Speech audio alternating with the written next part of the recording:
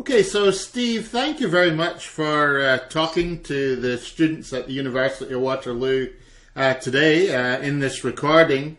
You bring a wealth of experience around technical entrepreneurship, and I'm sure they're going to benefit greatly from what you've got to say. The first question that I've got for you is that you're described as a serial entrepreneur.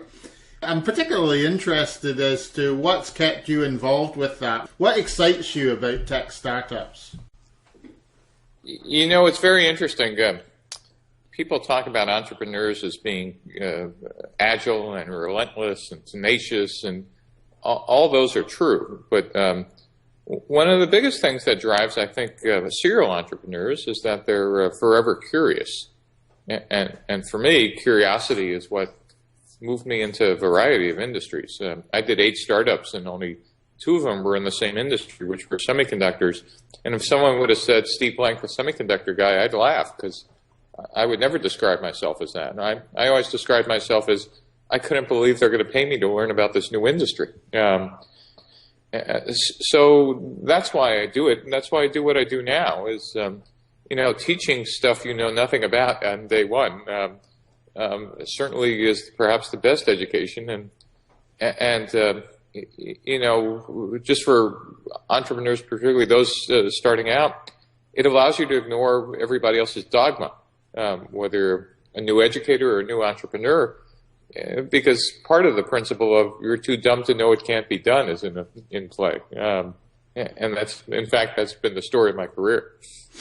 Absolutely, and you did challenge established thinking with the lean startup approach. You're associated with that, possibly the founder or one of the founders of the lean startup approach.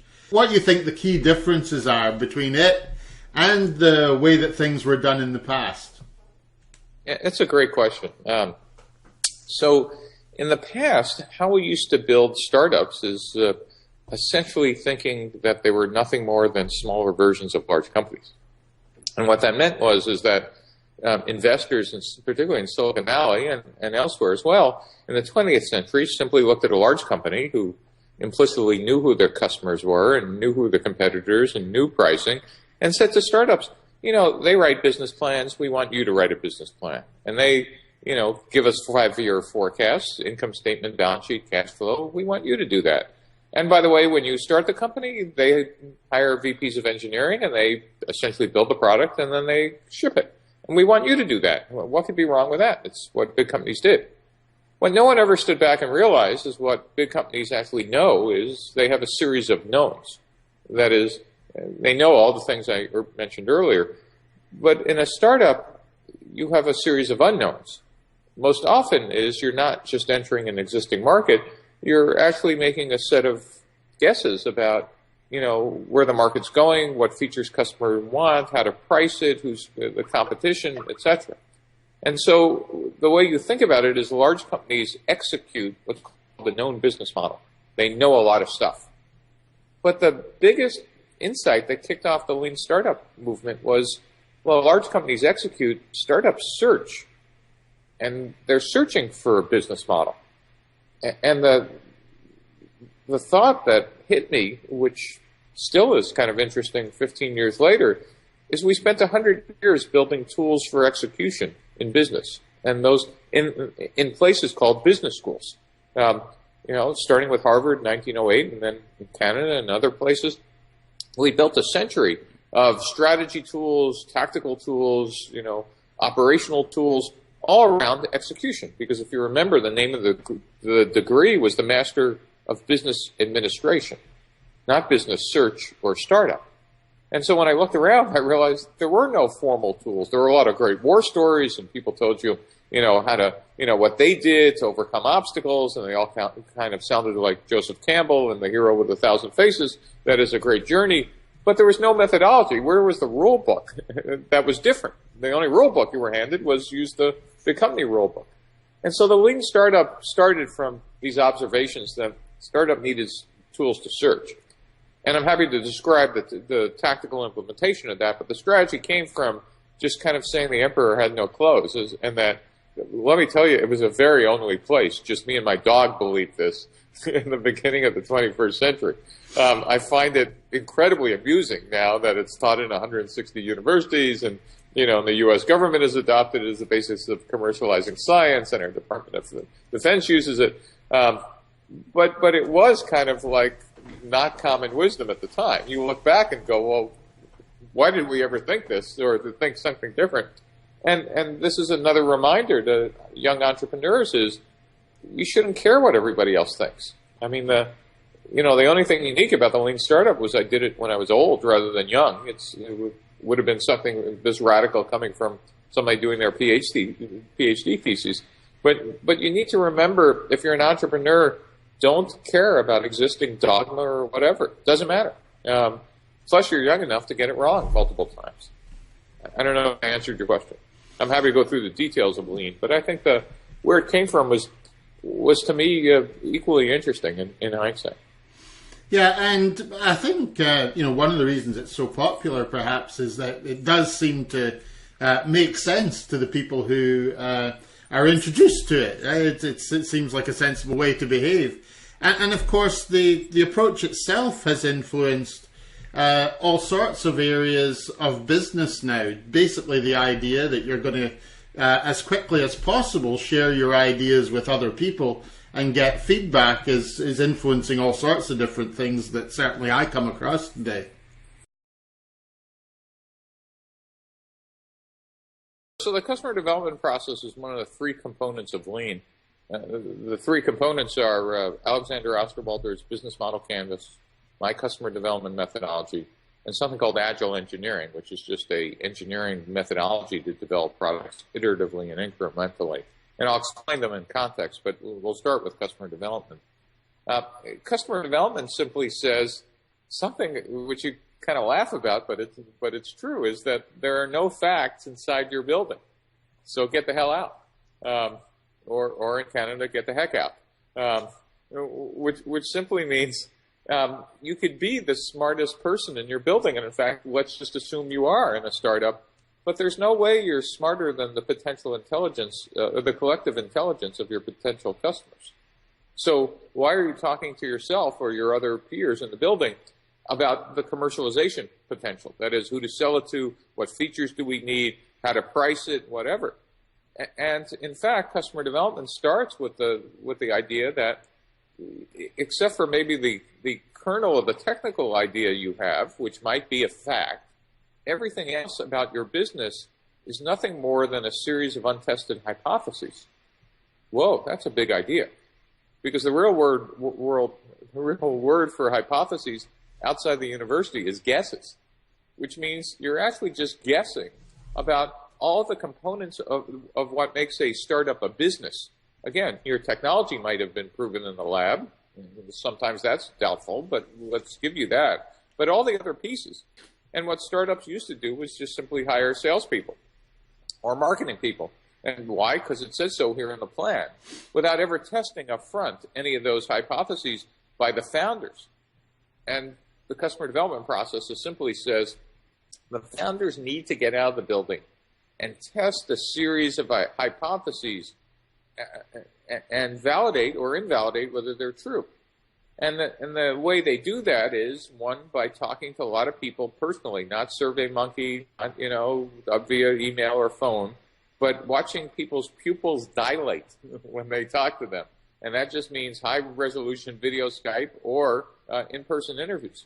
And at the same time, they're building what are called minimum viable products, which are, it could be a wireframe, it could be a PowerPoint, it could be a prototype of a feature or a clay model of some hardware or something. But MVP is not just a simplified product. It's, in fact, anything that maximizes learning at that period of time. And the question is, what are you trying to learn? And that actually gets us back to Alexander Osterwalder's business model canvas. It turns out this guy named Osterwalder, about 5 or 6 years ago, managed to put, probably 5,000 pages of PhD theses and other people's books of what the heck is a business model into a single piece of paper. And he said, look, we could sell you a lot of dead trees to explain it, but really, a business model is the 9 things you need to worry about when you're building the business side of your startup. Who's the customer? What are you building for them? What distribution channel do you use to reach them? How do you create demand? What's your revenue strategy and tactics? What activities do you need to do, and what resources do you need to do it? And what need any partners, and what are the costs? Those 9 things are the entire business model canvas. Now you all know what a business model is. And by the way, you could go download this single piece of paper. It turns out that what we make people do in the lean startup is simply, spend a half hour and think about and extract what are your initial hypotheses about all these things. Post them on a business model canvas in yellow stickies, and then use the customer development methodology to get out of the building and test the customer problem, see if your solution matches it, and answer the questions about which are faith-based hypotheses and which are fact-based as quickly as possible.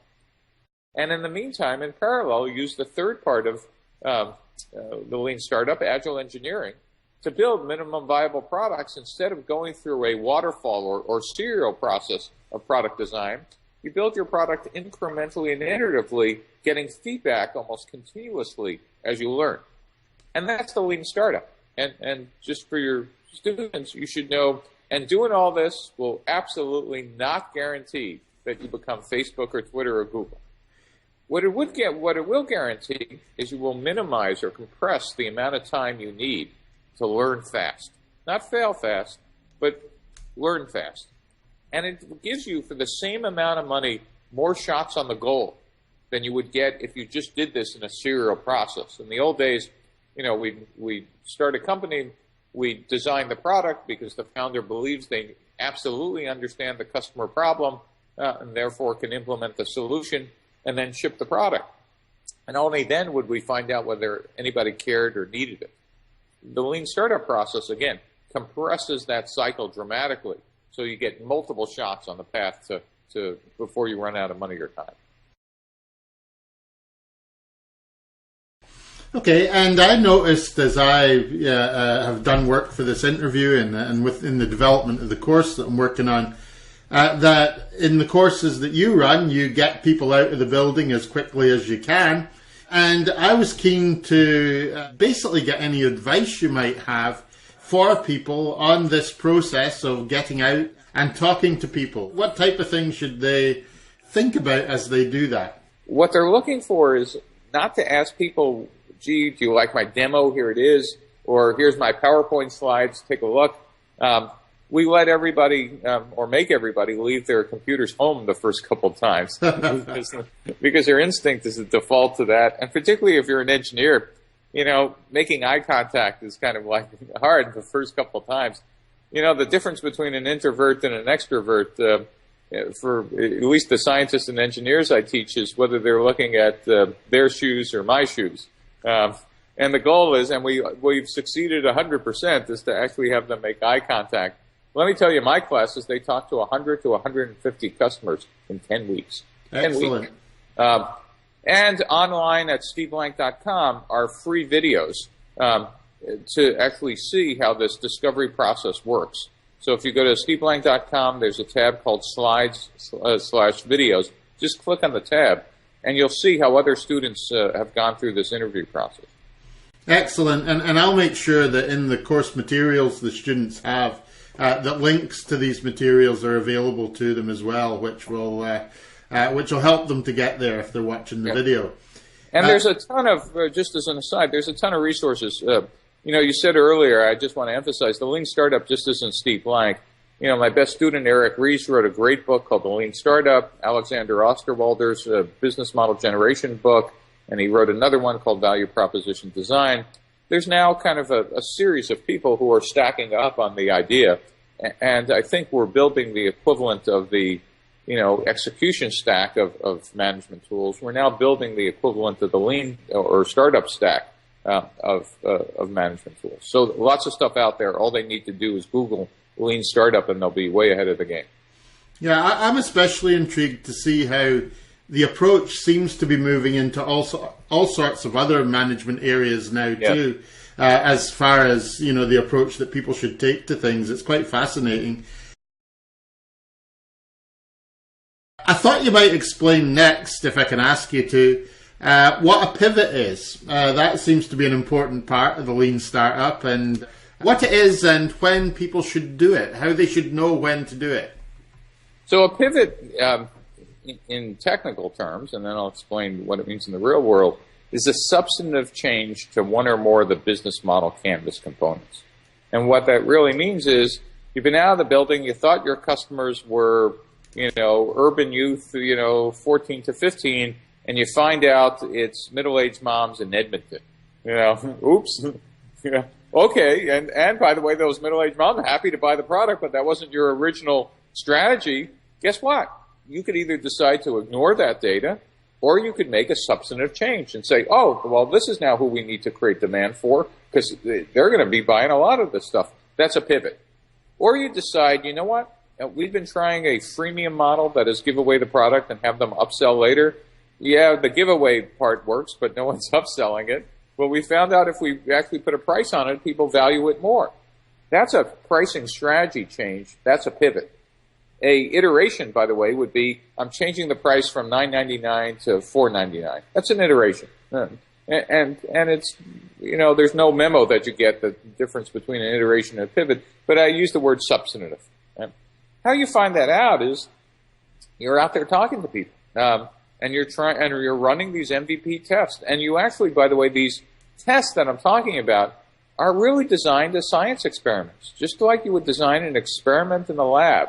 Going, okay, let's A/B test some feature, or let's test some pricing, but remember, you can't even do that until you truly understand what we call the customer archetype or persona. That is, who do we think our real customer is? Is it, and by the way, every student starts with end users, or business people. No, that's not an archetype. An archetype might be kids who like video games, who action 13 to 14 and a half, who have previously bought these 4 games, who have Sony PlayStations 3 through 4, but not Xbox. And that, now you're getting to an archetype.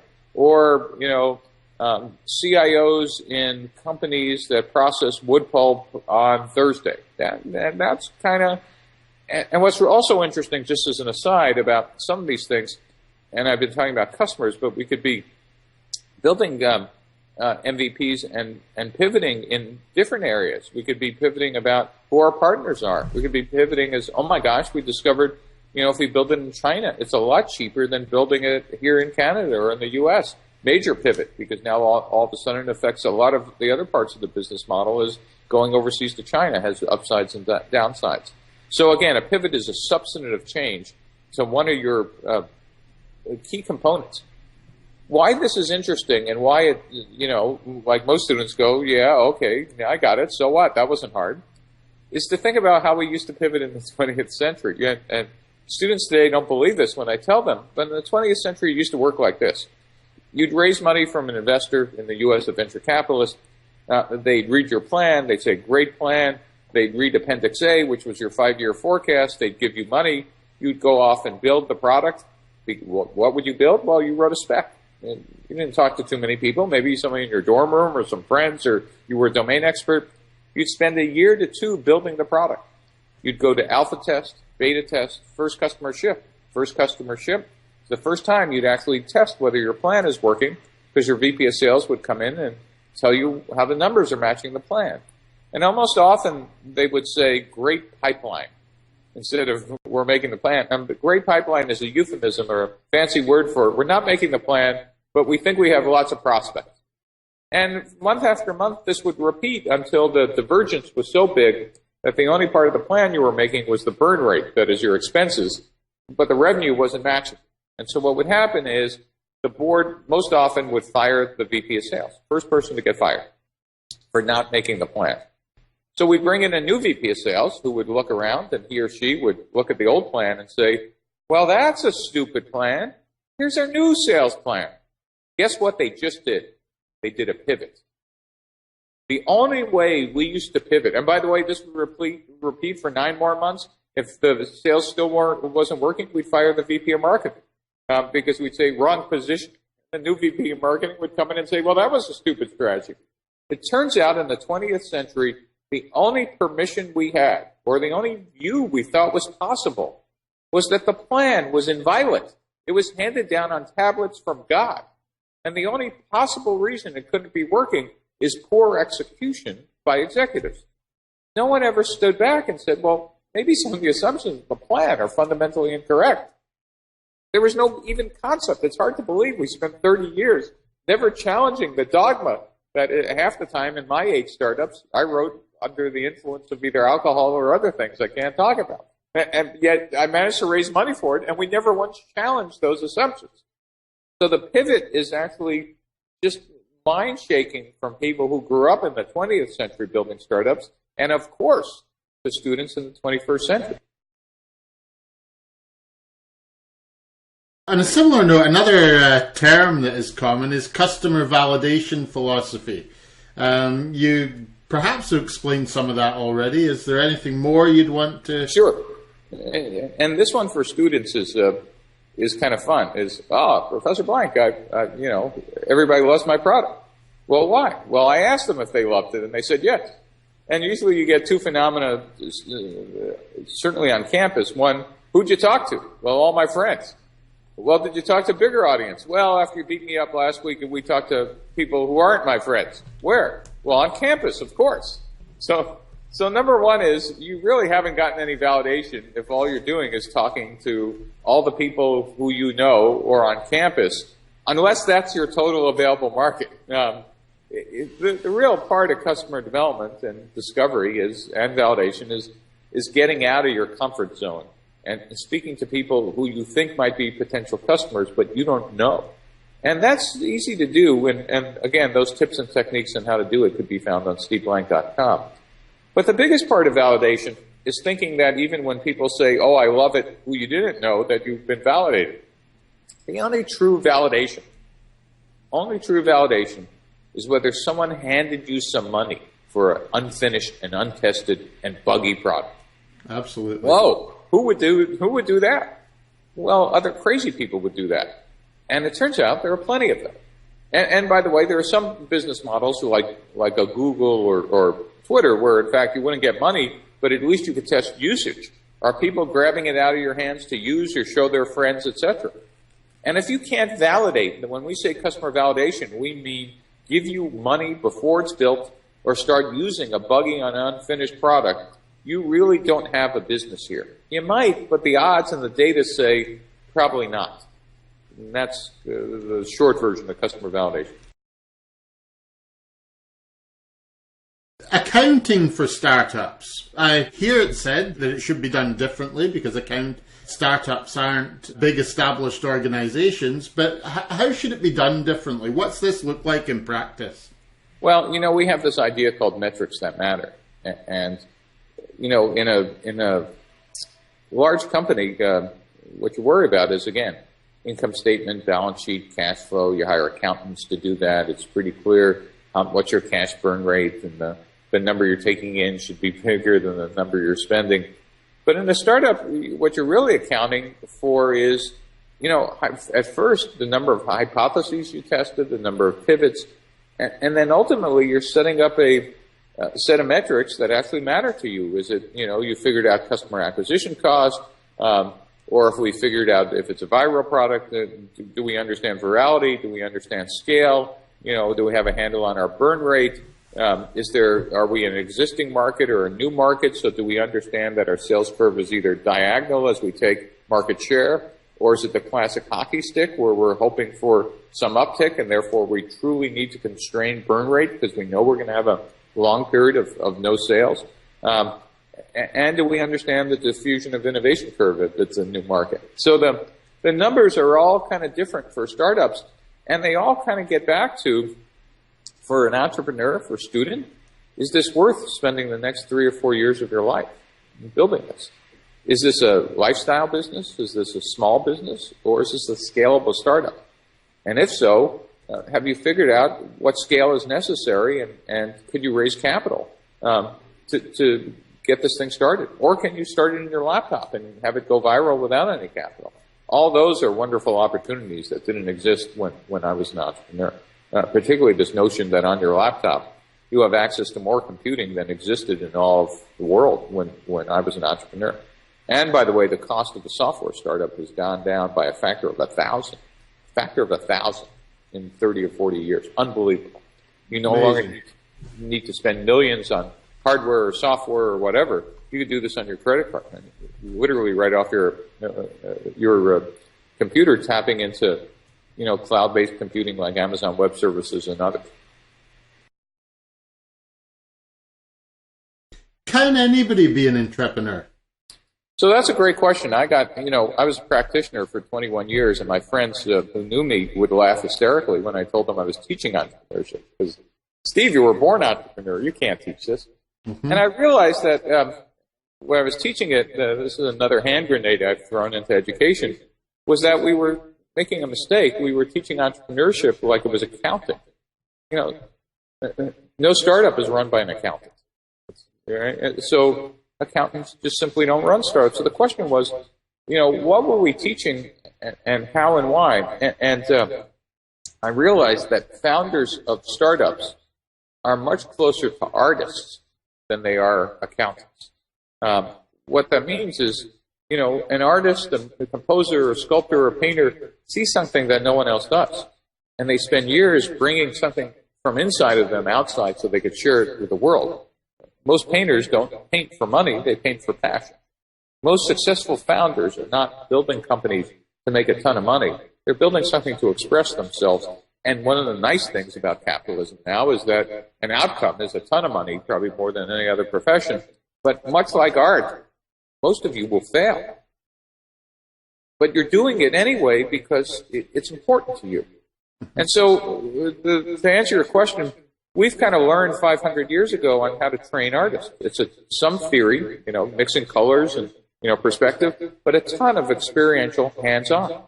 And we learned 100 years ago to kind of differentiate between going to Juilliard or a conservatory where you've already said, I want to be an artist, versus art appreciation or music appreciation, which we even teach in the primary schools. That is, young children to self-identify whether I'm an artist or not.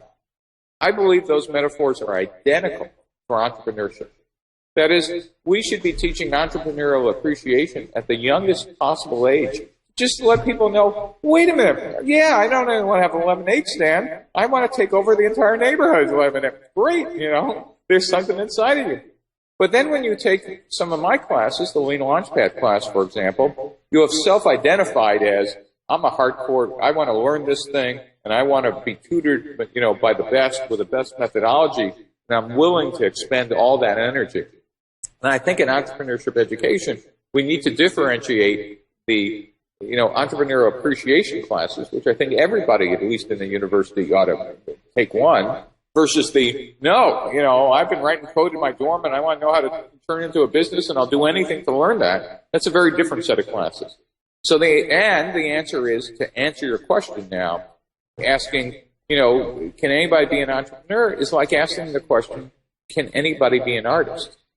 Right? Well, everybody should try their hand at art, but no, everybody can't be an artist.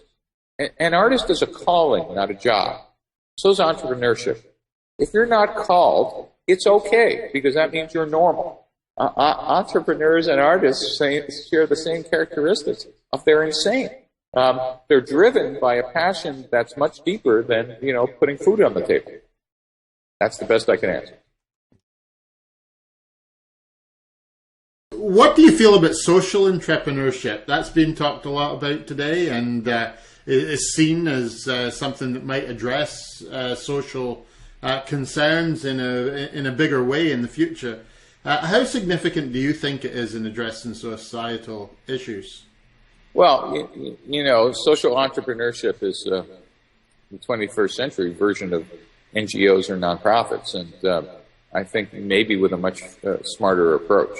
One of the problems of using the lean startup methodology, though, is it's very hard to have metrics that matter in NGOs, because sometimes we confuse donors' intent or mistake donors' intent for a customer, and that really does get confusing. And how do you measure success here? Because it is a nonprofit. Difficult, but not impossible. you've taught technology entrepreneurship extensively, and what do you think is the best advice that you can give to people who are thinking about their first startup today? What's the most important thing for them to remember? So the most important is also the most hard, is the hardest, and in fact there are two most important. One is the confusion about whether your technology insight is a company. And if you're just the technologist, well, what else could it be? I'm just going to develop this, hand it to somebody, I'll hire a salesperson, and they'll sell it. And we're done with it. How hard could this be?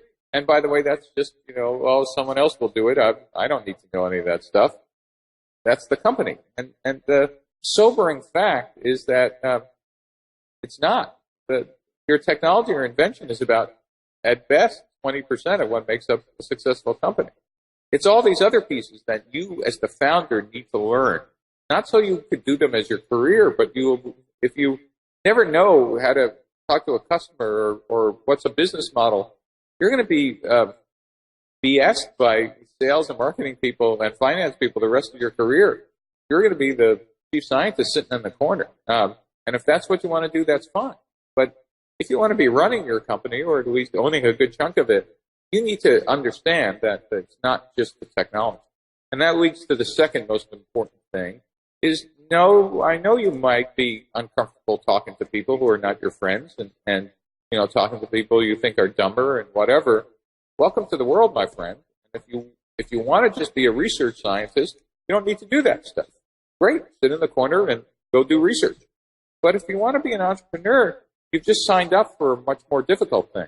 Not technology difficult, but emotionally difficult. And the good news is, what I remind scientists and engineers, and I've taught this for years, is they are capable, because they have excess compute horsepower, of emulating empathy.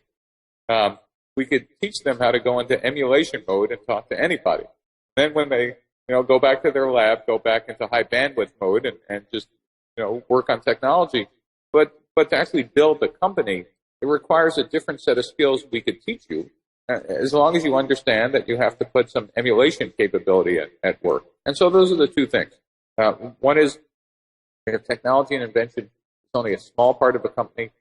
Two is, you need to get out of the building and learn a set of skills that are not particularly natural to you, but you certainly have the compute horsepower to kind of emulate. That's the answer. Thank you very much, Steve. And I really appreciate you taking the time today to talk to the students. A lot of people will get the wisdom from your words in the many times that the course which this will be part of will be offered. So I'm really grateful to you for taking the time, and thank you. Good. Then hopefully we'll see the output of your students in products we use or buy. So take care.